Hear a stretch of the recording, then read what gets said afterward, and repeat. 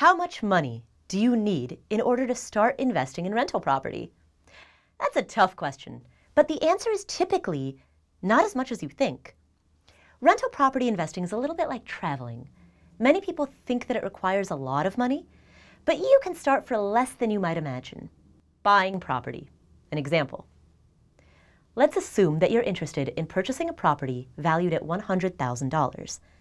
You negotiate to purchase this property for 15% less than fair market value, so you pay $85,000. Now let's assume that you plan on living in this property for 1 year, moving out, and turning it into a rental. You're buying the personal residence specifically for the purpose of turning it into an investment.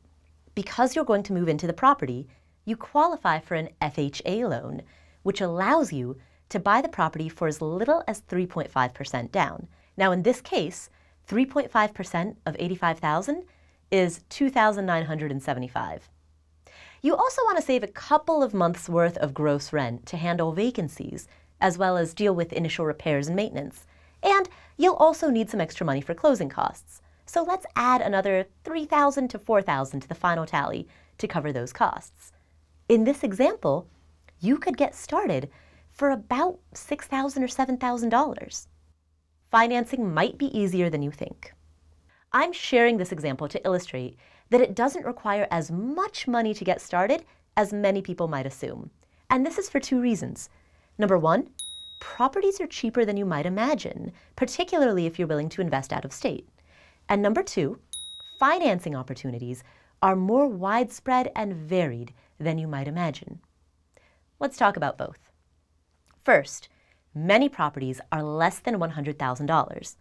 Across many parts of the U.S., you can find great single-family rental properties selling for between $50,000 to $100,000.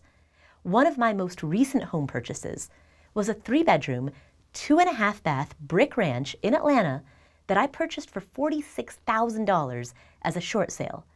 I then invested another $15,000 into fixing it up. In total, I paid $61,000 for the property, including both the purchase price plus upfront repairs to get it rent-ready for the first tenant. This property rents for $900 a month. Now, as I mentioned in the Analyzing a Property module, there are plenty of single-family homes in the neighborhood where I grew up in Cincinnati, Ohio, the 45231 zip code, that are listed for around $60,000, maybe $70,000.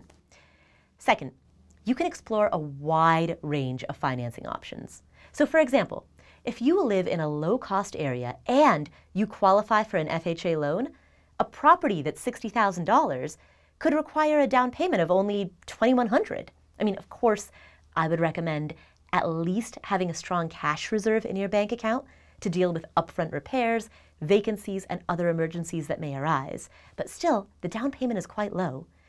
Furthermore, banks and credit unions are not the only sources of mortgage loans.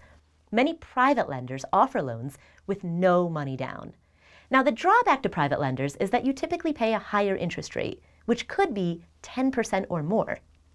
But in exchange for that higher interest rate, you can access the capital that you need to buy a rental property at a time when institutional lenders might not be willing to offer you a loan. You can also purchase a home by using a private lender and then later refinance into a conventional mortgage if you choose, which means that the higher interest rate is only temporary. So for the two reasons I've outlined above, 1, properties are cheaper than you might imagine, and 2, financing opportunities are more widespread and varied than you might imagine, for those two reasons you may not need as much money to get started as you might assume that you do. In this module, I'm going to walk through some of the different financing opportunities that exist. Now, I'm not endorsing any particular method. I'm simply letting you know what the menu of options are. Ready to begin? Here we go.